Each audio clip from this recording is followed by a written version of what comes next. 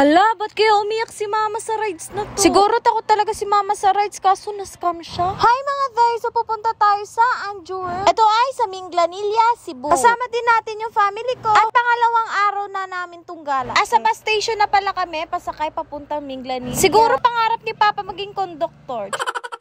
Habang nasa bus kami, nagkukulitan kami ni Ben at nakikisali yung kapatid ko. Ayan, pinag-untog pa nga kami ni Ben. Nakarating na nga pala kami sa Anjouer. Habang naglalakad kami, may pa-sweet moment pa sila mama at saka papa. Excited na nga yung kapatid ko kasi nangunguna pa siya. Napakasaya pala namin lahat kasi first time namin pupunta dito. Maya-maya, sinalubong na kami ni Sir Jaro, tsaka si Miss Ganda. Tanong ko pa nga yung mama ko dito kung kaya niya sumakay ng rides. Kaso nag-agree siya, kaya niya daw. Habang nag-aantay kami na papasukin kami, ginagaya ng kapatid ko yung sumasayaw. Kaso may mga dumating kaya nahiya siya. Akala ko nung una yung laman nito mga laruan. Pero yung nalaman ko, lagayan pala siya ng popcorn. Habang nilalagyan na kami sa kami, excited na nga pala kami makapasok. Bago ka pumasok, may mga schedule pala dyan. Pwede mo pala siyang picture para alam mo yung mga schedule ng rides. Bago pala kayo makapasok, dadaan kayo ng parang nasa mall. Tahimik lang ako dyan pero sobrang excited na ako. Pagkapasok nga namin, sasakay na agad kami ng roller coaster. Excited na rin ako makasakay dyan sa tsaka dito sa Ferris wheel. Pagkapasok mo nga pala, may makakasalubong kang higante. Tumingin ako kila mama kasi naaya ko rin silang sumakay. Safety nga din pala dito kasi may iwanan sila ng gamit. Kaya di kayo mababahala dito kung saan nyo iiwan yung gamit. Meron din pala silang locker dito. Kaya kung marami kayong dalang gamit, may pag-iwan kayo. Maya-maya na kumbinsi namin si mama na sumakay. Akala niya yung rides na to is easy lang. Smile pa nga si mama dito kasi wala siyang alam. Maya-maya papunta na nga kami. At ito yung mga reaction namin.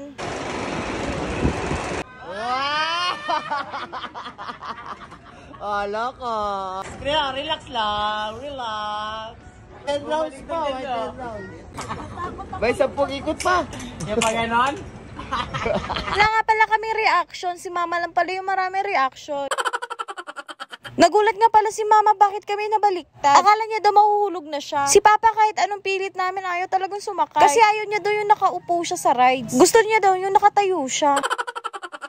Pangalawang sasakyan sana namin itong boomerang. Kaso mamaya 1 PM pa daw. Kaya dumiretso muna kami sa restaurant nila. Hindi rin pala kayo maliligaw dito kasi meron silang map. Sobrang ganda nga pala yung restaurant nila. Para kang nasa ibang bansa. At sobrang sarap pa ng pagkain nila. Kaya thank you Anjouer sa pa-free na pagkain. Habang nag-aantay kami sa pagkain, naisipan namin sumakay muna ng isang ride. Ito nga pala yung drop. Kasi mamaya pagbusog na kami, tas sumakay kami ng mga rides suka yung aabuti namin. Hindi na nga pala kami nakapag-video. Kasi bawal sa drop. Baka mahulog yung cellphone. Bumalik nga pala kami sa boomerang kasi alauna na. Sasakay nga pala muna kami dito sa boomerang bago kumain kasi para di kami masuka. Hindi nga pala alam ni mama na extreme to sasakyan namin. Kaya na-scam na naman si mama. Nagulat si mama bakit daw binaba yung sahig. Akala niya dyan kami papasok. Ano yun? Magte-teleport kami?